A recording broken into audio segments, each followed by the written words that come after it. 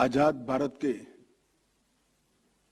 सबसे लोकप्रिय प्रधानमंत्री श्रद्धेय नरेंद्र मोदी जी, जस्टिस अरुण मिश्रा, अध्यक्ष एनएचआरसी, मोदी जी की मंत्रिपरिषद में मेरे साथी श्री नित्यानंद राय जी, जस्टिस मित्तल जी, सदस्य एनएचआरसी श्रीमती कार्ला जी, ज्ञानेश्वर मूले जी, श्री राजीव जैन जी, भारत सरकार के गृह सचिव अजय कुमार भल्ला जी और महासचिव एनएचआरसी और यहां पर उपस्थित सभी भाइयों और बहनों, आज एनएचआरसी के 28वें स्थापना दिन पर हम सब आज इस विज्ञान भवन के सभागार में एकत्रित आए हैं।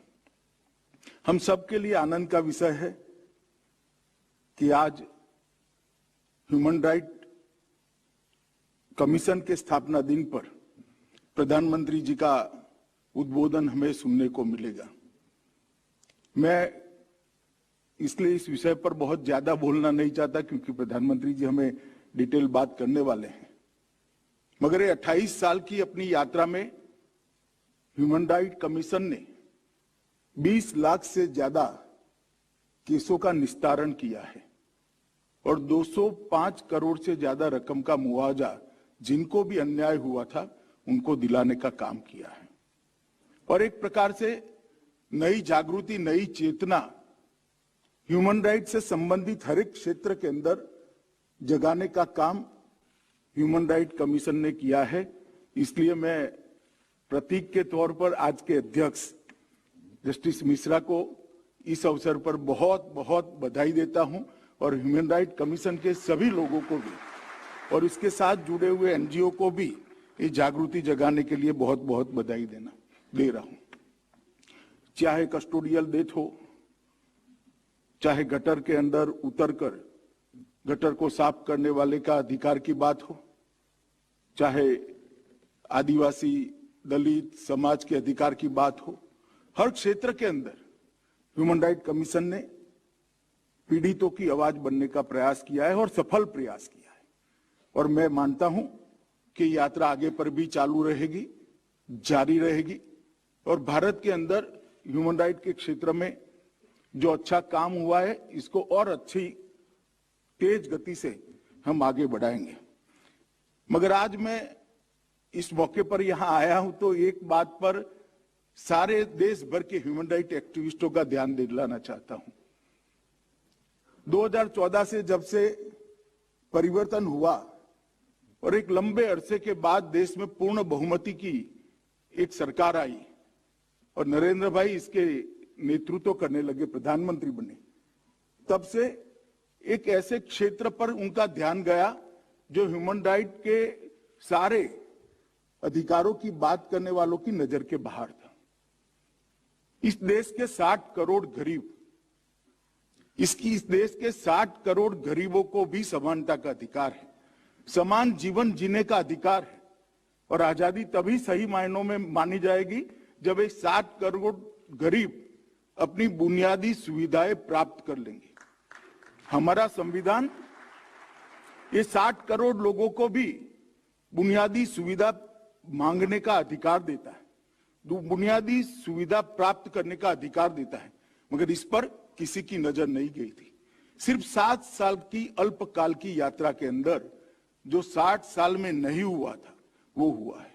आज इस 7 साल की यात्रा में 10 करोड़ परिवारों की महिलाओं को शौचालय का अधिकार देने का काम नरेंद्र मोदी सरकार ने किया है। लगभग 2 करोड़ घरों में और 2 करोड़ नए बने हुए घरों में कुल मिलाकर 4 करोड़ घरों में बिजली पहुंचाकर उस घर के बच्चों को और उस घर के बूढ़ों को पढ़ने का और अपनी बीमारी में आराम के साथ जीने का अधिकार बिजली पहुंचाकर नरेंद्र मोदी सरकार ने दी। इस देश की लगभग 13 करोड़ परिवारों की महिलाएं धुआं खाकर खाना पकाती थी, कंडे और टहनियां जलाकर अपनी आंख की ज्योति भी जाती थी और फेफड़ों में फाइब्रोसिस भी होता था। उस बीमारी से उनकी अल्प समय में मृत्यु होती थी, अकाल मृत्यु होती थी। उससे उसको बचाने का लगभग 13 करोड़ गरीबों के घर में स्वच्छ ईंधन यानी कि गैस का सिलेंडर पहुंचाने का काम ये नरेंद्र मोदी सरकार ने कर उनके ह्यूमन राइट का बहुत अच्छे तरीके से संरक्षण दिया है।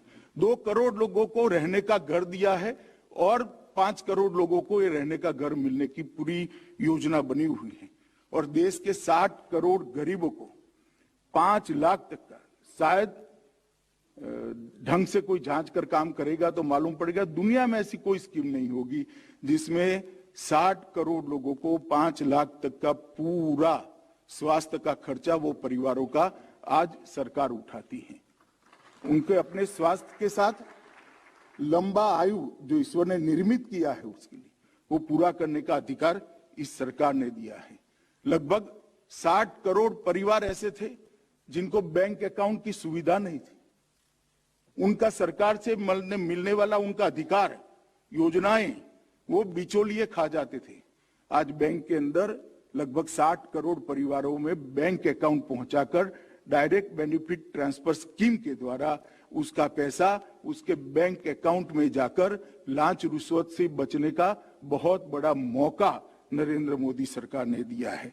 और इसके साथ एक दिव्यांग नाम देकर एक अलग कंसेप्ट, सम्मान का भाव पूरे देश के अंदर जनरेट करने का काम भी नरेंद्र मोदी सरकार ने किया है। और देश की कोई भी ऐसी सुविधा नहीं है, चाहे राज्य सरकारों की ऑफिस होगी, चाहे केंद्र सरकारों की ऑफिस होगी या ट्रांसपोर्टेशन के कोई भी मीन्स होंगे, कोई भी ऐसी सुविधाएं नहीं है जहां दिव्यांग की चिंता नहीं की गई है। कोई भी ऐसी सरकारी परिपत्र नहीं है जहां दिव्यांग की चिंता नहीं की। इस देश के दिव्यांग, ट्रांसजेंडर, न जाने कितनी ऐसी लोगों को पहली बार ऐसा मालूम हुआ है कि हमारे लिए भी कोई चिंता करता है। संविधान ने मेरे लिए जो सोचा है वो मेरे तक पहुंचाने का जरिया नरेंद्र मोदी सरकार बनी है। और मैं तो कई लोगों को मिला हूं, उनके अंदर एक आत्मगौरव का भाव की जागृति हुई। तो मैं शुद्ध पीने का पानी पहुंचाने के लिए भी जरूर कहना चाहूंगा कि इस देश में सबसे बड़ी समस्या थी कि फ्लोराइड युक्त पानी पीकर बच्चे अकाल वृद्ध हो जाते थे।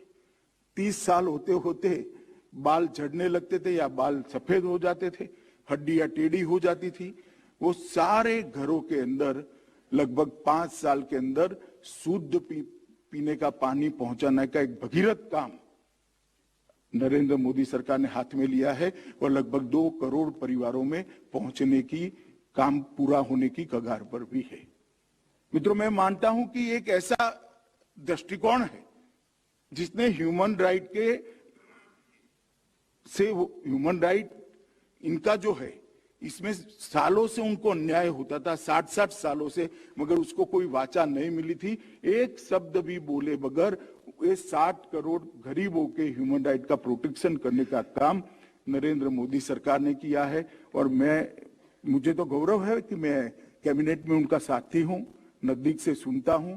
जब योजनाओं के बारे में, जब राज्य सरकार, केंद्र सरकार के कार्यकलापों के बारे में वो बात करते हैं, हमेशा प्रायोरिटी ये वंचित होता है। तो मैं ये नए एंगल का आज सबके सामने रखना चाहता था। बाकी तो आज प्रधानमंत्री जी हम सबको संबोधित करने वाले हैं। फिर से एक बार ह्यूमन राइट कमीशन और ह्यूमन राइट के साथ जुड़े हुए सारे लोगों को मैं बहुत बहुत बधाई देकर मेरी वाणी को विराम देता हूं। वंदे मातरम।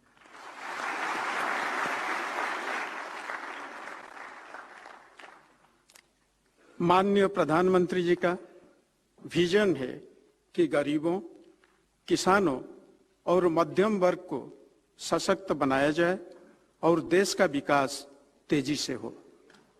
माननीय प्रधानमंत्री जी का राष्ट्र के विकास में जन भागीदारी, पीपुल्स पार्टिसिपेशन पर अटूट विश्वास है।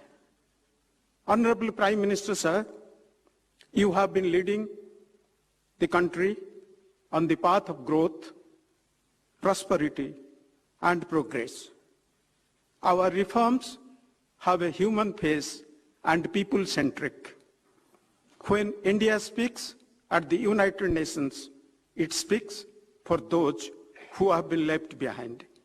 We, the people of India, salute the spirit of Sabka Saath, Sabka Vikas, Sabka Vishwas, and Sabka Prayas.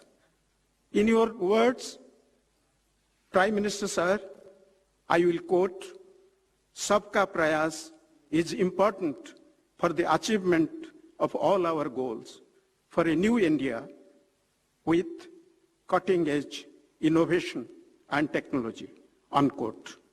Now, I invite Honorable Prime Minister Sir to share his thoughts with the august gathering present here in Vigyan Bhavan and all the dignitaries who have been connected virtually. Over to Honorable Prime Minister Sir. नमस्कार। आप सभी को नवरात्रि के पावन पर्व की बहुत बहुत शुभकामनाएं। कार्यक्रम में मेरे साथ उपस्थित देश के गृह मंत्री श्री अमित शाह जी, राष्ट्रीय मानव अधिकार आयोग के चेयरपर्सन जस्टिस श्री अरुण कुमार मिश्रा जी, केंद्रीय गृह राज्य मंत्री श्री नित्यानंद राय जी, मानव अधिकार आयोग के अन्य सम्मानित सदस्यगण, राज्य मानव अधिकारी आयोग के सभी अध्यक्षगण, उपस्थित सुप्रीम कोर्ट के सभी माननीय आदरणीय जज महोदय, सदस्यगण, यूएन एजेंसी के सभी प्रतिनिधि, सिविल सोसाइटी से जुड़े साथियों, अन्य सभी महानुभाव, भाइयों और बहनों, आप सभी को राष्ट्रीय मानव अधिकार आयोग के 28वें स्थापना दिवस की हार्दिक बधाई। ये आयोजन आज एक ऐसे समय हो रहा है जब हमारा देश अपनी आजादी का अमृत महोत्सव मना रहा है। भारत के लिए मानव अधिकारों की प्रेरणा का, मानव अधिकार के मूल्यों का बहुत बड़ा स्रोत आजादी के लिए हमारा आंदोलन, हमारा इतिहास है। हमने सदियों तक अपने अधिकारों के लिए संघर्ष किया, एक राष्ट्र के रूप में, एक समाज के रूप में अन्याय अत्याचार का प्रतिरोध किया। एक ऐसे समय में जब पूरी दुनिया विश्व युद्ध की हिंसा में झुलस रही थी, भारत ने पूरे विश्व को अधिकार और अहिंसा का मार्ग सुझाया। हमारे पूज्य बापू को देश ही नहीं बल्कि पूरा विश्व मानव अधिकारों और मानवीय मूल्यों के प्रतीक के रूप में देखता है। ये हम सबका सौभाग्य है कि आज अमृत महोत्सव के जरिए हम महात्मा गांधी के उन मूल्यों और आदर्शों को जीने का संकल्प ले रहे हैं। मुझे संतोष है कि राष्ट्रीय मानव अधिकार आयोग भारत के इन नैतिक संकल्पों को ताकत दे रहा है, अपना सहयोग कर रहा है। साथियों, भारत आत्मवत्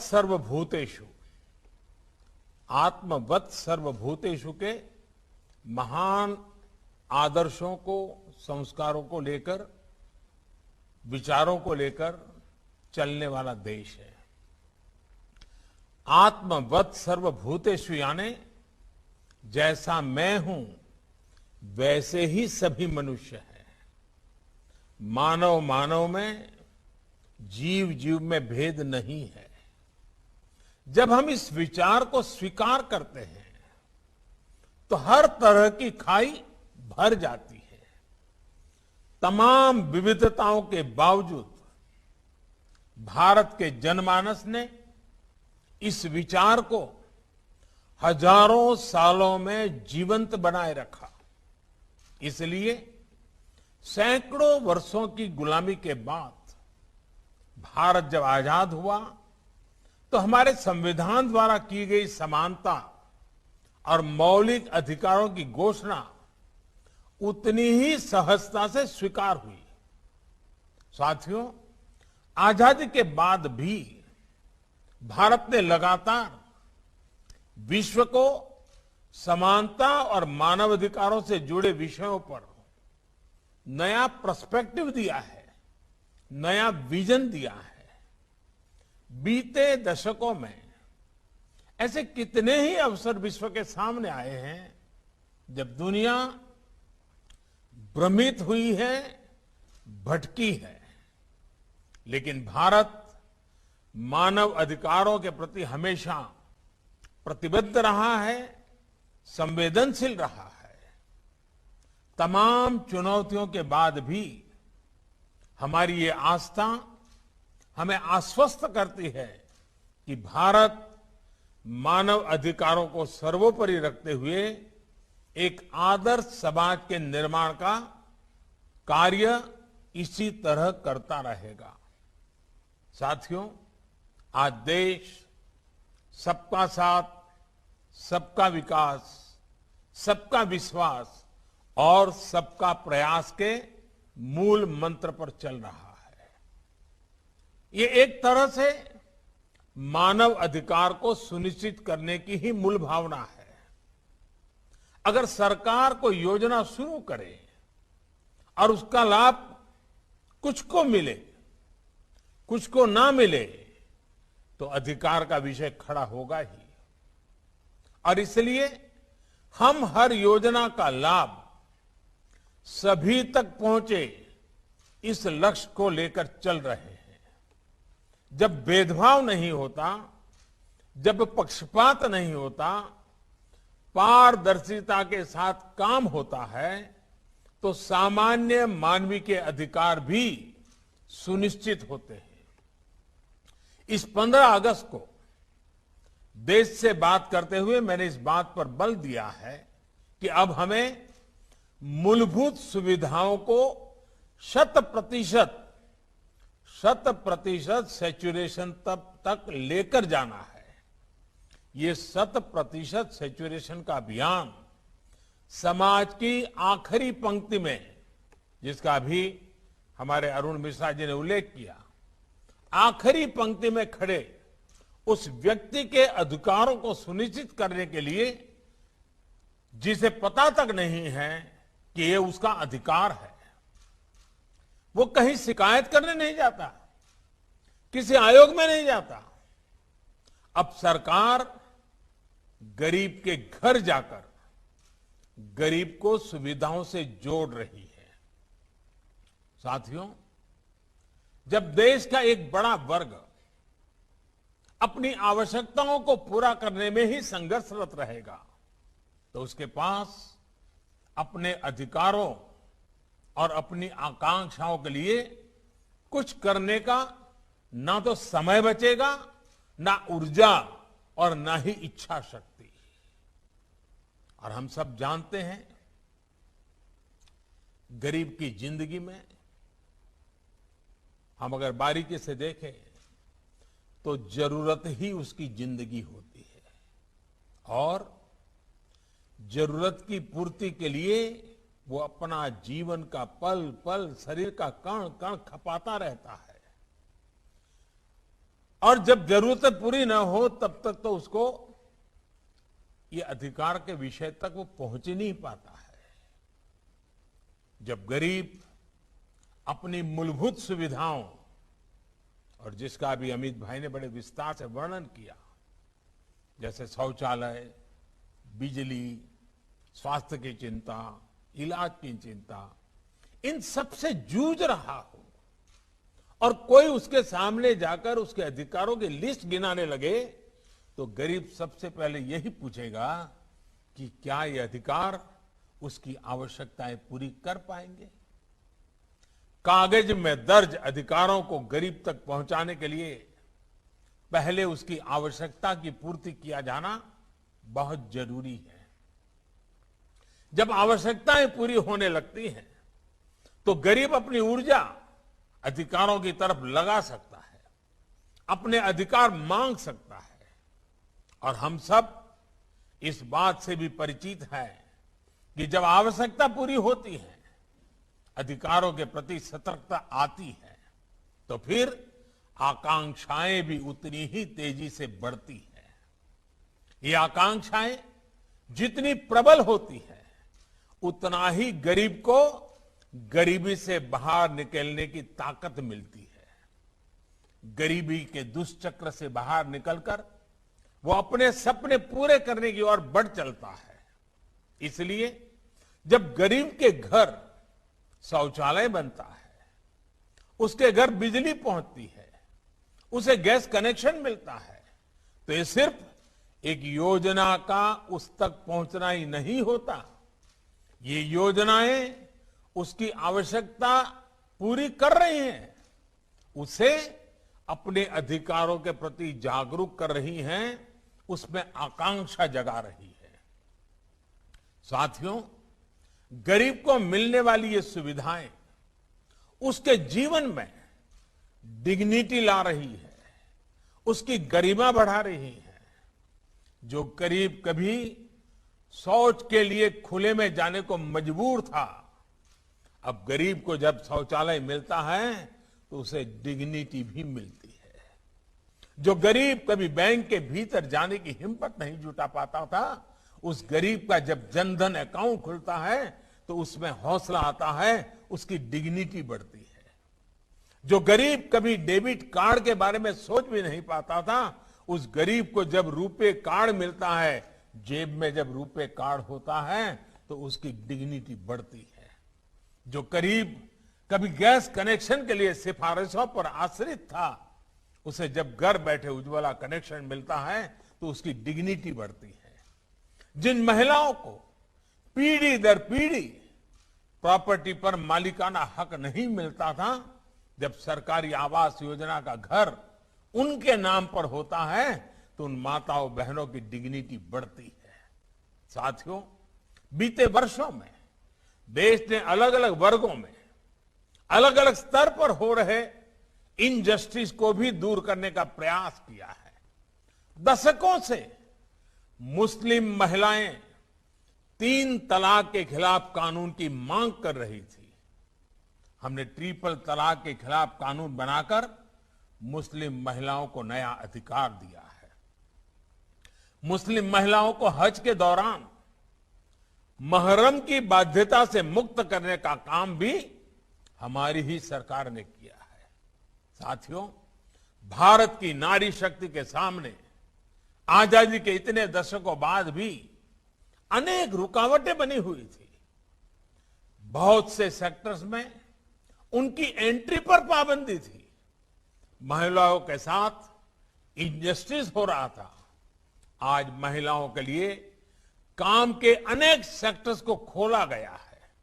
वो 24 घंटे सुरक्षा के साथ काम कर सके, इसे सुनिश्चित किया जा रहा है। दुनिया के बड़े बड़े देश ऐसा नहीं कर पा रहे हैं, लेकिन भारत आज करियर वुमेन को 26 हफ्ते की पेड मैटरनिटी लीव दे रहा है। साथियों, जब उस महिला को 26 सप्ताह की छुट्टी मिलती है ना, वो एक प्रकार से वो नवजात बच्चे के अधिकार की रक्षा करता है। उसका अधिकार है उसकी मां के साथ जिंदगी बिताने का, वो अधिकार उसको मिलता है। शायद अभी तक तो हमारे कानून की किताबों में सारे उल्लेख नहीं आए होंगे। साथियों, बेटियों की सुरक्षा से जुड़े भी अनेक कानूनी कदम बीते सालों में उठाए गए हैं। देश के 700 से अधिक जिलों में वन स्टॉप सेंटर्स चल रहे हैं, जहां एक ही जगह पर महिलाओं को मेडिकल सहायता, पुलिस सुरक्षा, साइको सोशल काउंसलिंग, कानूनी मदद और अस्थायी आश्रय दिया जाता है। महिलाओं के साथ होने वाले अपराधों की जल्द से जल्द सुनवाई हो, इसके लिए देश भर में 650 से ज्यादा फास्ट ट्रैक कोर्ट्स बनाई गई है। रेप जैसे जघन्य अपराध के लिए मौत की सजा का प्रावधान भी किया गया है। Medical termination of pregnancy act, इसमें संशोधन करके महिलाओं को एबॉर्शन से जुड़ी स्वतंत्रता दी गई है। सुरक्षित और कानूनी अबॉर्शन का रास्ता मिलने से महिलाओं के जीवन पर संकट भी कम हुआ है और प्रताड़ना से भी मुक्ति मिली है। बच्चों से जुड़े अपराधों पर लगाम लगाने के लिए भी कानूनों को कड़ा किया गया है। नई फास्ट ट्रैक कोर्ट्स बनाई गई है। साथियों, हमारे दिव्यांग भाई बहनों की क्या शक्ति है, ये हमने हाल के पैरालंपिक में फिर अनुभव किया है। बीते वर्षों में दिव्यांगों को सशक्त करने के लिए भी कानून बनाए गए हैं, उनको नई सुविधाओं से जोड़ा गया है। देश भर में हजारों भवनों को, सार्वजनिक बसों को, रेलवे को दिव्यांगों के लिए सुगम हो, लगभग 700 वेबसाइट्स को दिव्यांगों के अनुकूल तैयार करना हो, दिव्यांगों की सुविधा के लिए विशेष सिक्के जारी करना हो, करेंसी नोट भी। आपको शायद कई लोगों को मालूम नहीं होगा, अब जो हमारी नई करेंसी है उसमें दिव्यांग यानी जो प्रज्ञाचक्षु हमारे भाई बहन हैं, वे उसको स्पर्श करके ये करेंसी नोट कितनी कीमत की है वो तय कर सकते हैं। ये व्यवस्था की गई है।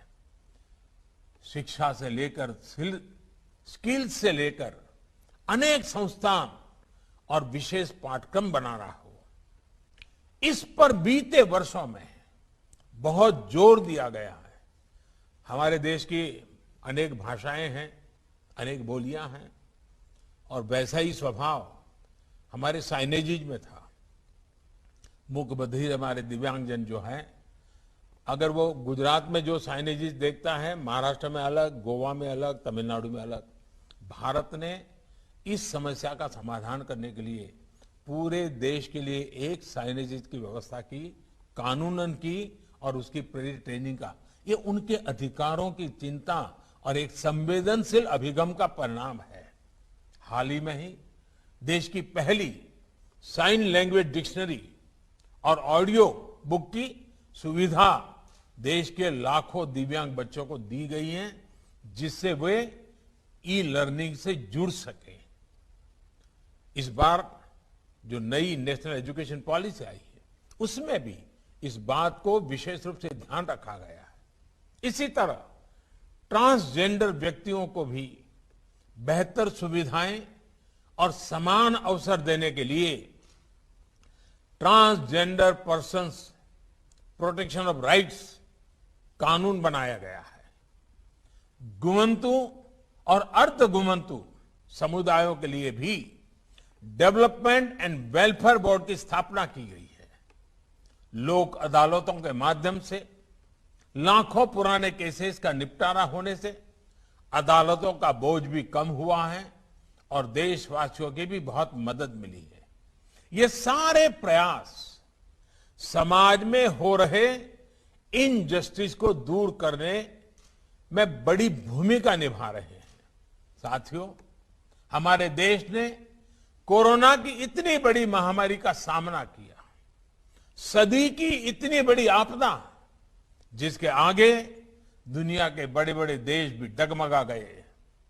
पहले की महामारियों का अनुभव है कि जब इतनी बड़ी आबादी त्रासदी आती है, इतनी बड़ी आबादी हो, तो उसके साथ समाज में अस्थिरता भी जन्म लेती है। लेकिन देश के सामान्य मानवीय के अधिकारों के लिए भारत ने जो गया, उसने तमाम आशंकाओं को गलत साबित कर दिया। ऐसे कठिन समय में भी भारत ने इस बात का प्रयास किया कि एक भी गरीब को भूखा नहीं रहना पड़े। दुनिया के बड़े बड़े देश नहीं कर पा रहे हैं, लेकिन आज भी भारत 80 करोड़ लोगों को मुफ्त अनाज मुहैया करा रहा है। भारत ने इसी कोरोना काल में गरीबों, असहायों, बुजुर्गों को सीधे उनके खातों में आर्थिक सहायता दी है। प्रवासी श्रमिकों के लिए one nation one ration card की सुविधा भी शुरू की गई है, ताकि वो देश में कहीं भी जाए उन्हें राशन के लिए भटकना न पड़े। भाई और बहनों, मानवीय संवेदना और संवेदनशीलता को सर्वोपरि रखते हुए सबको साथ लेकर चलने के ऐसे प्रयासों ने देश के छोटे किसानों को बहुत बल दिया है। आज देश के किसान किसी तीसरे से कर्ज लेने के लिए मजबूर नहीं है। उनके पास किसान सम्मान निधि की ताकत है, फसल बीमा योजना है, उन्हें बाजार से जोड़ने वाली नीतियां हैं। इसका परिणाम यह है कि संकट के समय भी देश के किसान रिकॉर्ड फसल उत्पादन कर रहे हैं। जम्मू कश्मीर और नॉर्थ ईस्ट का उदाहरण भी हमारे सामने है। इन क्षेत्रों में आज विकास पहुंच रहा है। यहां के लोगों का जीवन स्तर बेहतर बनाने का गंभीरता से प्रयास हो रहा है। ये प्रयास मानव अधिकारों को भी उतना ही सशक्त कर रहे हैं। साथियों, मानव अधिकारों से जुड़ा एक और पक्ष है जिसकी चर्चा मैं आज करना चाहता हूं। हाल के वर्षों में मानव अधिकार की व्याख्या कुछ लोग अपने अपने तरीके से अपने अपने हितों को देखकर करने लगे हैं। एक ही प्रकार की किसी घटना में कुछ लोगों को मानव अधिकार का हनन दिखता है और वैसी ही किसी दूसरी घटना में इन्हीं लोगों को मानव अधिकार का हनन नहीं दिखता। इस प्रकार की मानसिकता भी मानव अधिकार को बहुत ज्यादा नुकसान पहुंचाती है। मानव अधिकार का बहुत ज्यादा हनन तब होता है जब उसे राजनीतिक रंग से देखा जाता है, राजनीतिक चश्मे से देखा जाता है, राजनीतिक नफा नुकसान के तराजू से तोला जाता है।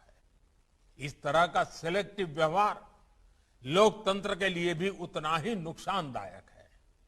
हम देखते हैं कि ऐसे ही सिलेक्टिव व्यवहार करते हुए कुछ लोग मानव अधिकारों के हनन के नाम पर देश की छवि को भी नुकसान पहुंचाने का प्रयास करते हैं। ऐसे लोगों से भी देश को सतर्क रहना है। साथियों, आज जब विश्व में मानव अधिकारों की बात होती है तो उसका केंद्र इंडिविजुअल राइट्स होते हैं, व्यक्तिगत अधिकार होते हैं। ये होना भी चाहिए, क्योंकि व्यक्ति से ही समाज का निर्माण होता है और समाज से ही राष्ट्र बनते हैं। लेकिन भारत और भारत की परंपरा ने सदियों से इस विचार को एक नई ऊंचाई दी है। हमारे यहां सदियों से शास्त्रों में बार बार इस बात का जिक्र किया जाता है, आत्मनः प्रतिकूलानि परेशान न समाचारेत, यानी जो अपने लिए प्रतिकूल हो वो व्यवहार दूसरे किसी भी व्यक्ति के साथ न करें। इसका अर्थ यही है कि मानव अधिकार केवल अधिकारों से नहीं जुड़ा, बल्कि ये हमारे कर्तव्यों का विषय भी है। हम अपने साथ साथ दूसरों के भी अधिकारों की चिंता करें, दूसरों के अधिकारों को अपना कर्तव्य बनाएं। हम हर मानव के साथ समभाव और ममभाव रखें। जब समाज में ये सहजता आ जाती है तो मानव अधिकार हमारे समाज का जीवन मूल्य बन जाता है। अधिकार और कर्तव्य ये दो ऐसी पटरियां हैं जिन पर मानव विकास और मानव गरिमा की यात्रा आगे बढ़ती है।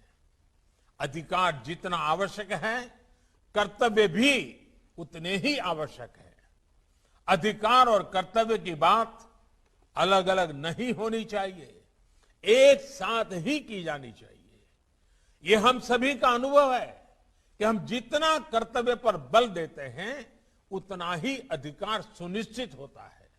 इसलिए प्रत्येक भारतवासी अपने अधिकारों के प्रति सजग रहने के साथ ही अपने कर्तव्यों को उतनी ही गंभीरता से निभाएं।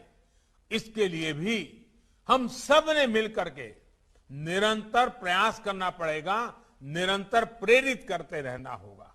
साथियों, ये भारत ही है जिसकी संस्कृति हमें प्रकृति और पर्यावरण की चिंता करना भी सिखाती है। पौधे में परमात्मा, ये हमारे संस्कार है। इसलिए हम केवल वर्तमान की चिंता नहीं कर रहे हैं, हम भविष्य को भी साथ लेकर चल रहे हैं। हम लगातार विश्व को आने वाली पीढ़ियों के मानव अधिकारों के प्रति भी आगाह कर रहे हैं। इंटरनेशनल सोलर अलायंस हो, रिन्यूएबल एनर्जी के लिए भारत के लक्ष्य हो, हाइड्रोजन मिशन हो, आज भारत सस्टेनेबल लाइफ और इको फ्रेंडली ग्रोथ की दिशा में तेजी से आगे बढ़ रहा है। मैं चाहूंगा कि मानव अधिकारों की दिशा में काम कर रहे हमारे सभी प्रबुद्धगण, सिविल सोसाइटी के लोग इस दिशा में अपने प्रयासों को बढ़ाएं।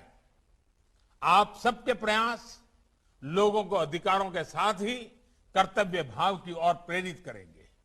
इन्हीं शुभकामनाओं के साथ मैं अपनी बात समाप्त करता हूं। आप सभी का बहुत बहुत धन्यवाद।